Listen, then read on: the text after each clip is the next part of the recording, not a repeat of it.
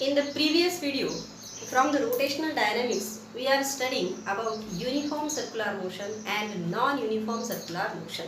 Fine. So, from uniform circular motion, we have seen that the motion of the particle performing circular motion, its linear velocity and angular velocity both remains constant.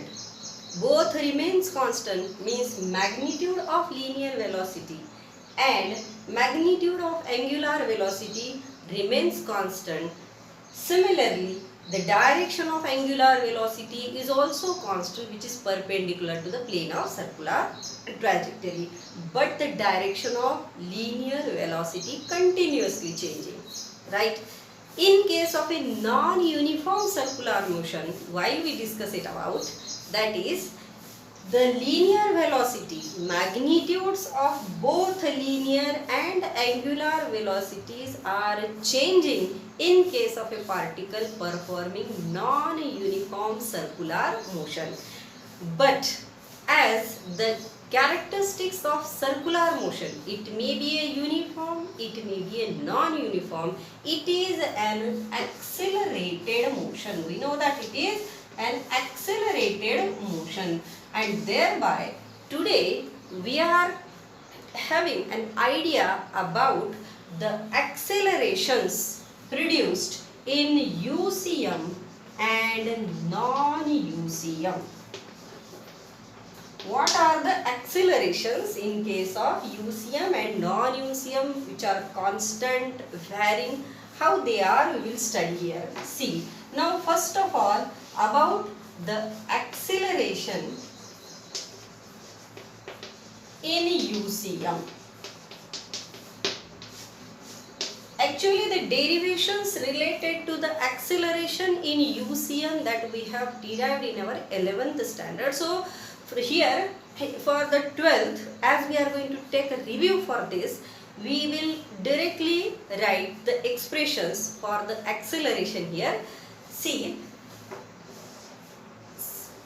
consider a particle which is performing circular motion, whose radius is r.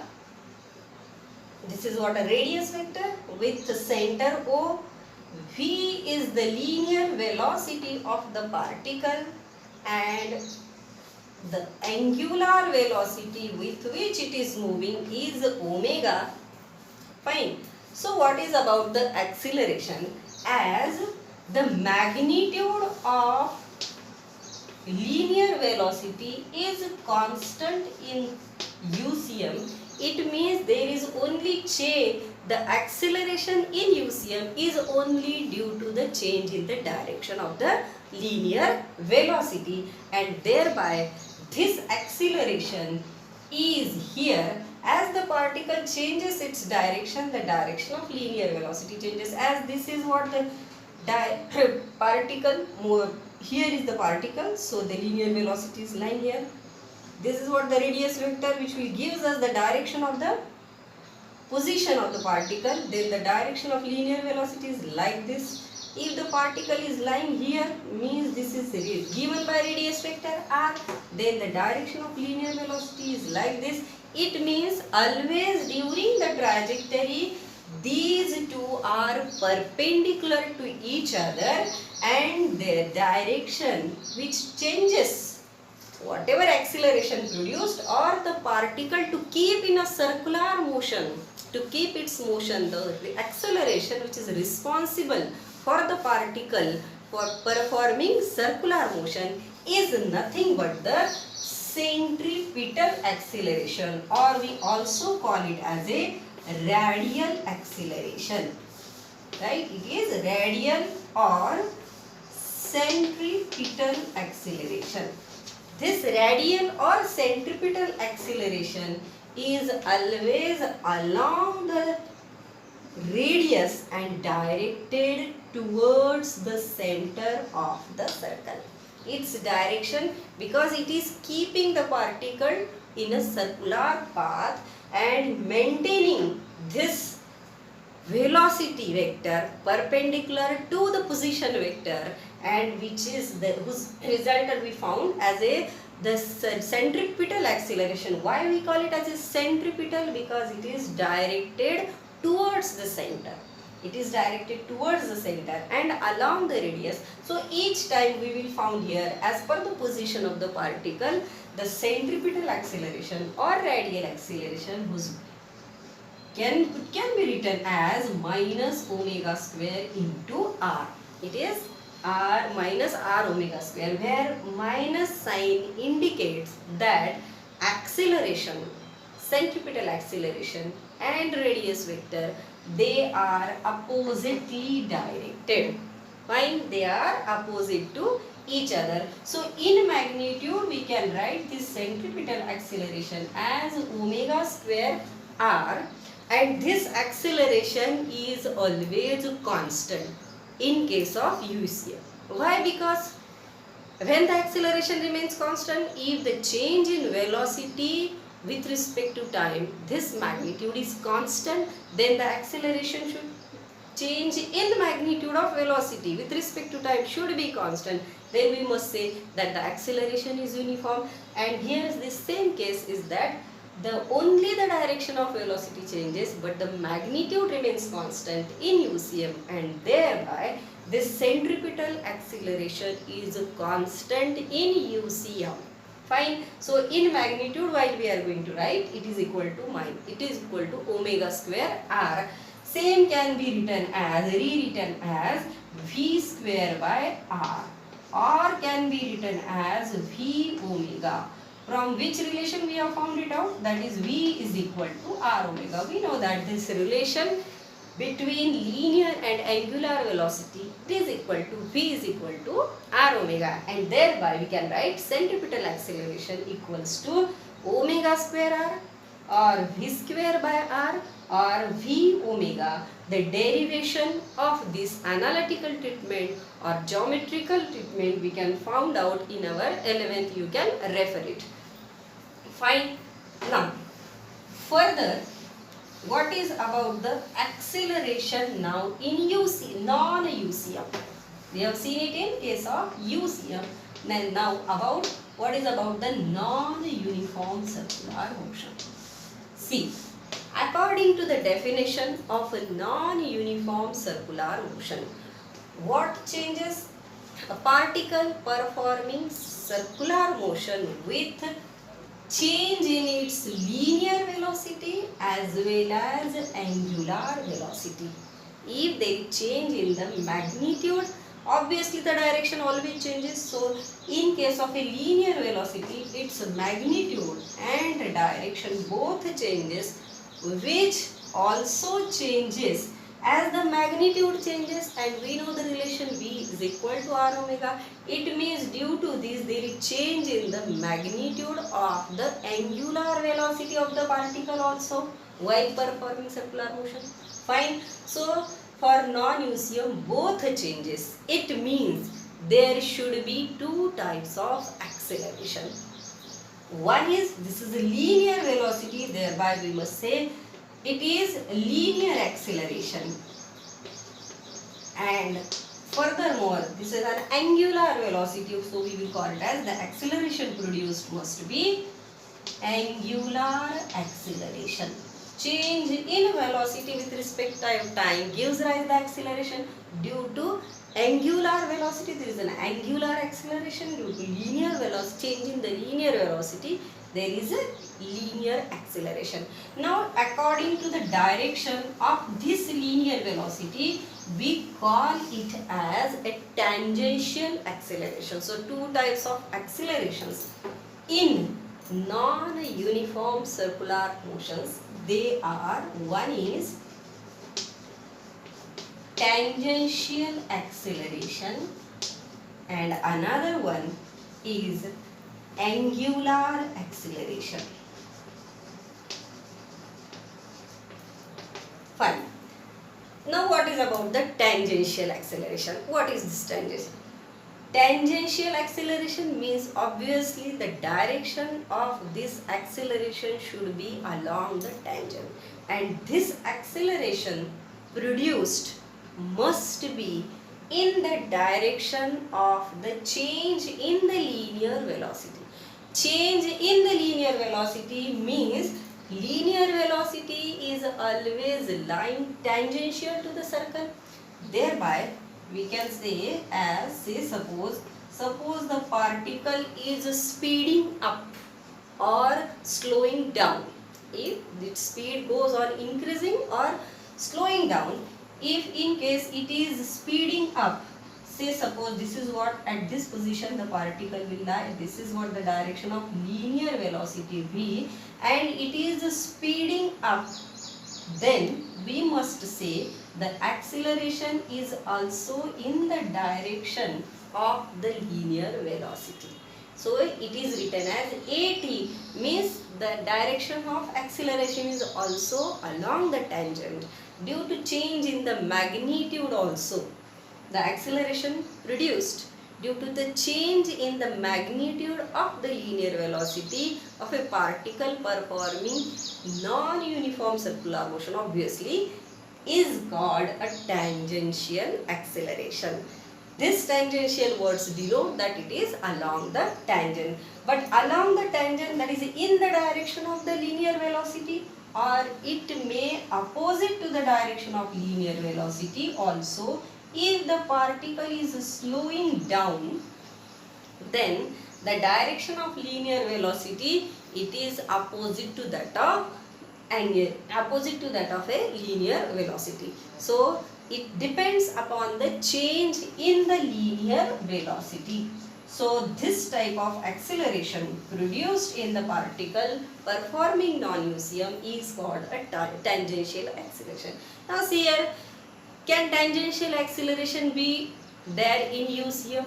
No. Obviously tangential acceleration should be 0 in case of a UCM, because there is no change in the magnitude of linear velocity. Therefore, there is only the centripetal acceleration, no tangential acceleration. So we can write here tangential acceleration as at is equal to change in the linear velocity. So dv by dt, rate of change of linear velocity. Fine. So this rate of change of linear velocity, suppose in terms of magnitude we want to find out the value of this tangential acceleration, then we can find it out as this is we have written in vector notations. From we can write this at is equal to ddt of v. What is this? V is nothing but we can write v is equal to r omega.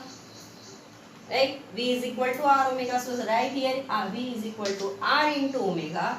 Thereby we can write what is constant here is, we can write here as a, this tangential acceleration can be derived as d omega, r is constant into d omega by dt. Fine.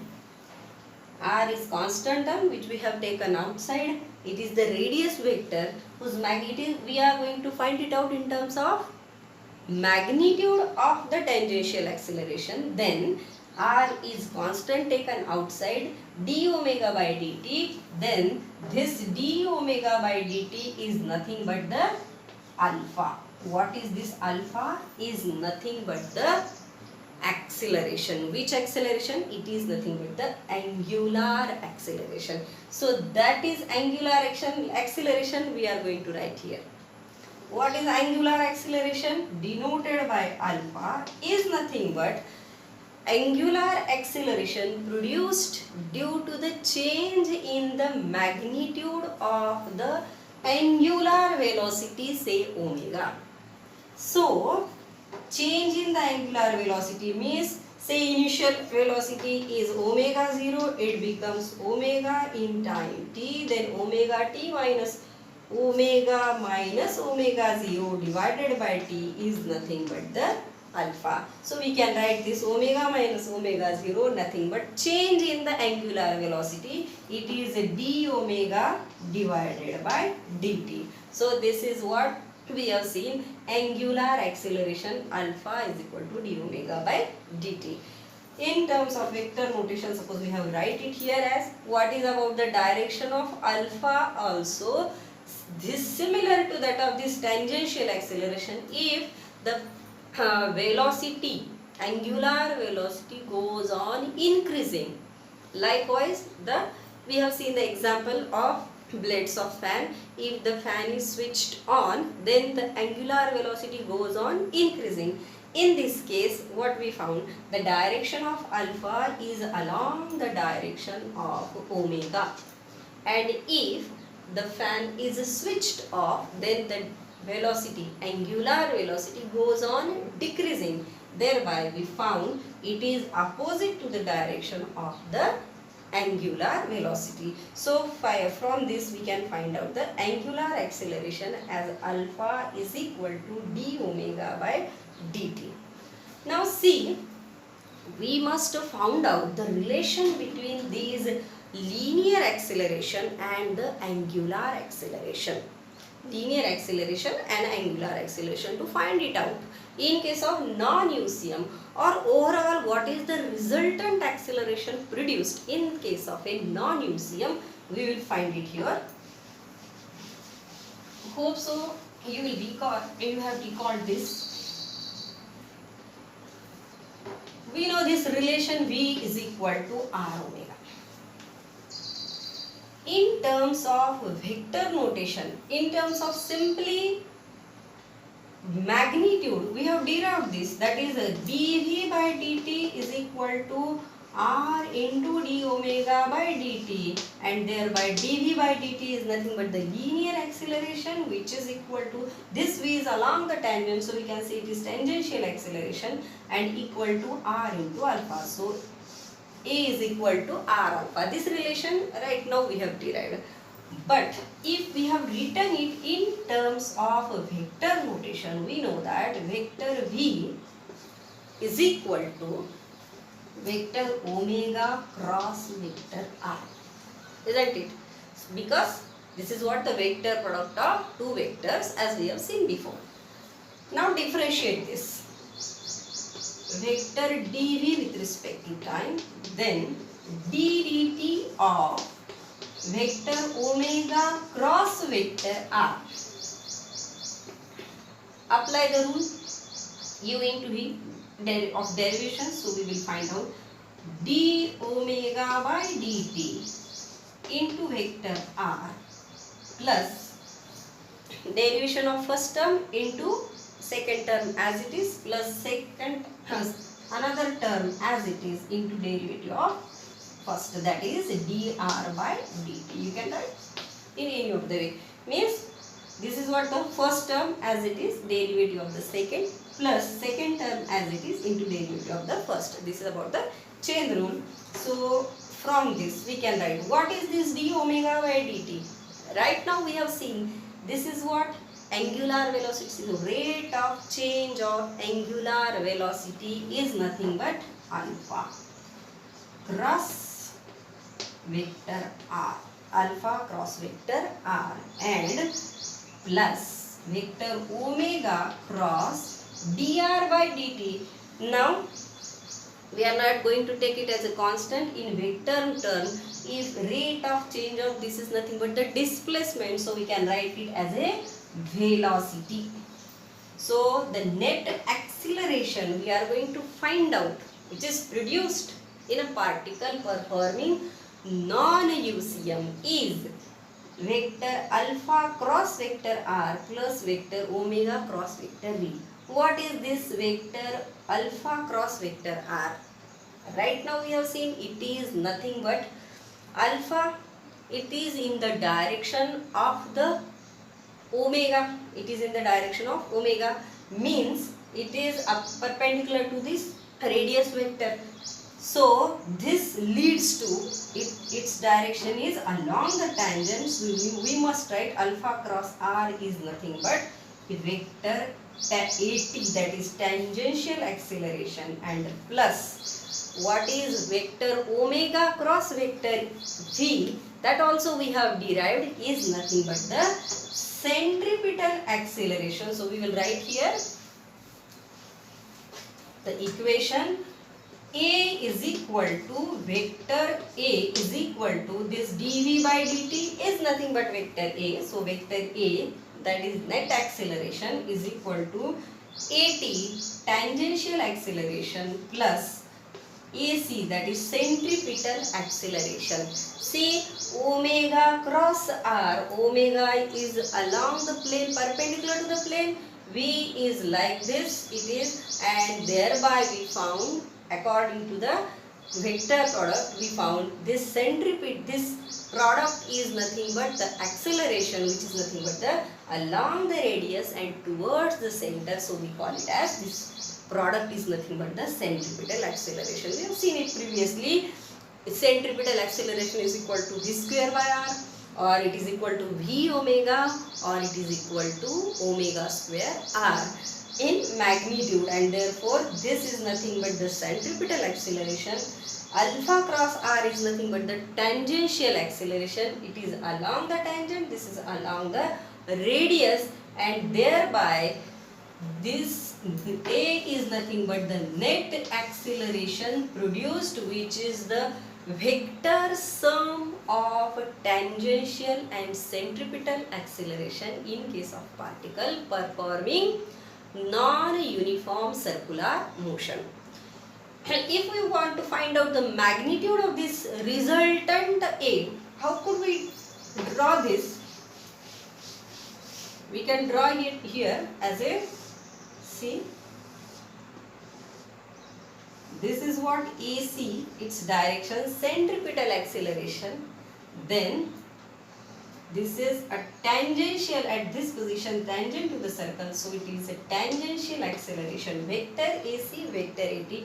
So net acceleration must be the resultant of these two.